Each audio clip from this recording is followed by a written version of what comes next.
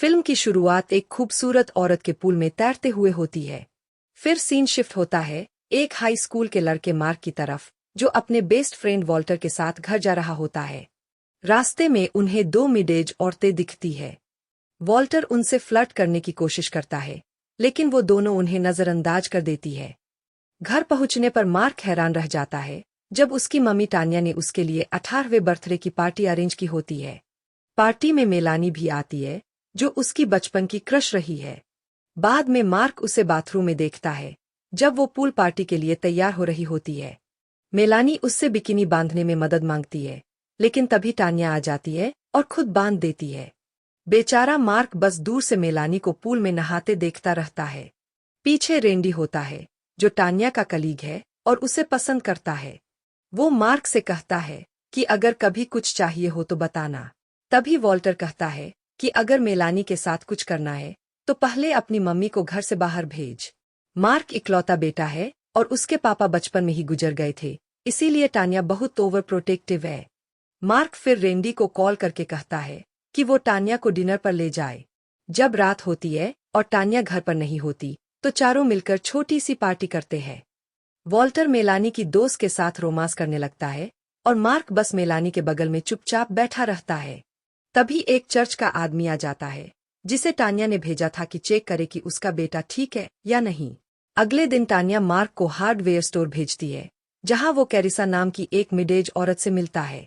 वो मार्क को स्टाफ समझ लेती है और वो मना करने के बावजूद उसकी मदद करता है। उसे कैरिसा पसंद आने लगती है। बाहर कैरिसा उससे कहती है कि क्या वो उसके घर आकर शावर हेड इंस्टॉल कर सकता है। पहले तो वो मना करता है, लेकिन जब पैसे ऑफर होते हैं तो मान जाता है। घर जाकर शावर इंस्टॉल करने के बाद कैरिसा गाउन उतार देती है और कहती है कि टेस्ट करना है, और पूछती है कि क्या वो भी साथ में टेस्ट करेगा। थोड़ी हिचकिचाहट के बाद मार्क मान जाता है और दोनों शावर में एक दूसरे के साथ हो जाते हैं। फिर वो दोनों किचन, बेडरूम और शावर में बार बार फिजिकल होते हैं। जब मार्क घर आता है तो उसकी मम्मी देखती है कि वो काफी खुश लग रहा है।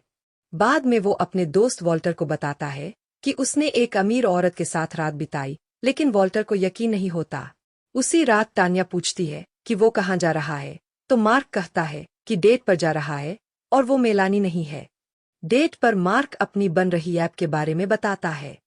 कैरिसा कहती है कि उसके पास इंटेल में एक फ्रेंड है जो इसमें इंटरेस्टेड हो सकता है, लेकिन बदले में उसे कुछ चाहिए होगा। वो मार्क के कान में कुछ कहती है और बाथरूम चली जाती है। इतने में एक आदमी मार्क के पास आकर कहता है कि भाग जा, वरना पछताएगा, लेकिन मार्क इग्नोर करता है। फिर वो दोनों वापस कैरिसा के घर जाते हैं और वहां भी रात बिताते हैं। अगले दिन टान्या उसे डांटती है कि वो पूरी रात गायब था। मार्क अब ज्यादा वक्त कैरिसा के साथ बिताने लगता है और पता चलता है कि उसके पति की मौत के बाद उसे ये सारी प्रॉपर्टी मिली थी। एक दिन जब वो उसे लोशन लगा रहा होता है, तब भी दोनों इंटीमेट हो जाते हैं। एक रात जब मार्क शॉवर में होता है तो टान्या उसका फोन चेक करती है और उसे उस औरत का नाम पता चलता है। उधर कैरिसा दवाइयां खा रही होती है और मेंटली ब्रेक डाउन हो जाती है, शीशा तोड़ देती है। फिर वो अचानक मार्क के घर आती है और टान्या को शॉक लग जाता है जब पता चलता है कि वो उसी की उम्र की है। डिनर पर माहौल बहुत टेंस होता है। कैरिसा कहती है कि मार्क की ऐप सक्सेसफुल हो सकती है और उसे कॉलेज की जरूरत नहीं। टान्या भड़क जाती है। वो चाहती है कि मार्क अपनी प्रिंसटन स्कॉलरशिप ना छोड़े। फिर दोनों में बहस होती है। कैरिसा कहती है कि मार्क अब बच्चा नहीं है और टान्या उसे घटिया औरत कह देती है। इसके बाद कैरिसा घर छोड़ देती है।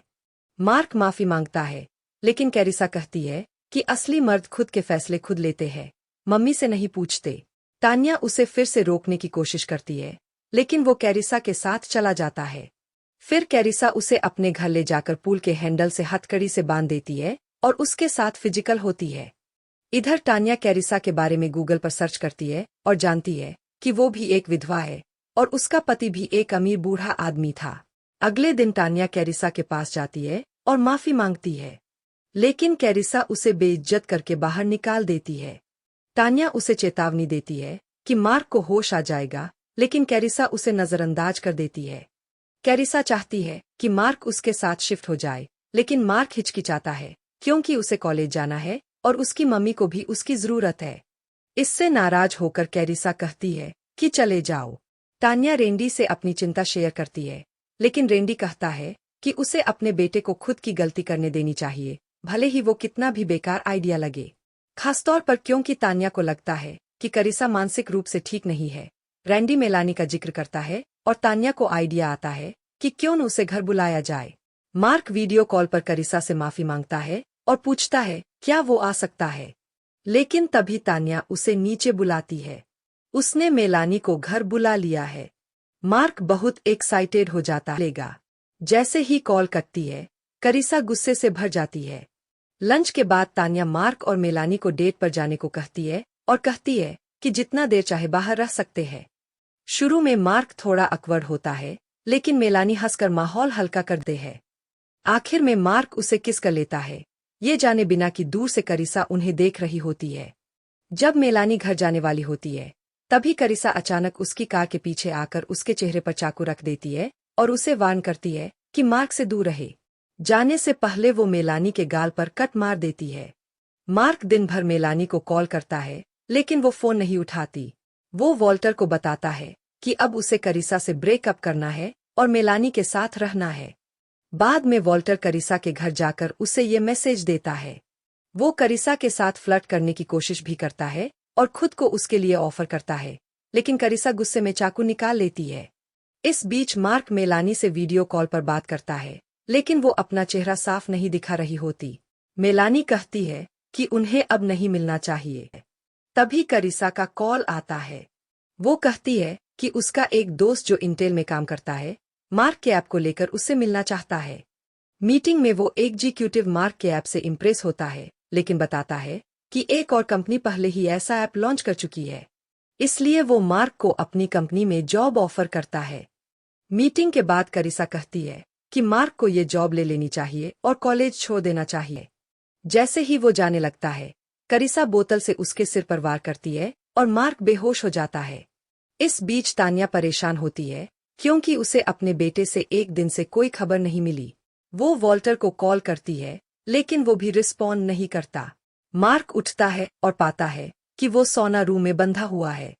करिसा बताती है कि उसने अपने एक सेहिस बैंड के साथ भी यही किया था। फिर वो एक गर्म रॉड से मार्क को घायल कर देती है। परेशान तान्या रैंडी से मदद मांगती है, लेकिन वो कुछ नहीं करता, बस अजीब तरह से खड़ा रहता है। बाद में करिसा मार्क के फोन से तान्या को मैसेज भेजती है। वो तान्या को हथकड़ी देती है और कहती है कि अगर वो अपने बेटे से मिलना चाहती है तो उसे ये पहननी होगी। फिर वो उसे मार्क के पास ले जाती है और एक बंदूक छोड़ती है। अब तान्या को चुनना है, या तो खुद को गोली मारे या अपने बेटे को। इस दौरान रैंडी और परेशान हो जाता है क्योंकि तान्या से भी उसका संपर्क टूट गया है, तो वो उसे ढूंढने निकलता है। सोना में कई घंटे बीत जाते हैं और तान्या और मार्क दोनों चक्कर आने लगते हैं। तान्या खुद को गोली मारने वाली होती है, लेकिन तभी उसे एक आइडिया आता है। करिसा को गोली की आवाज सुनाई देती है और वो भागकर सोना में आती है। वहां वो तान्या को फर्श पर पड़ी पाती है। जैसे ही वो उसके पास झुकती है, तान्या उसे पत्थर से मारती है। फिर दोनों के बीच झगड़ा होता है। तान्या करिसा का सिर सोना के गर्म पत्थरों पर पटक देती है जब तक वो बेहोश नहीं हो जाती। मार्क और तान्या भागते हैं, लेकिन करिसा फिर से उनका पीछा करती है। तभी रैंडी अचानक आकर करिसा को फायर पोकर से मार देता है और दोनों को बचा लेता है।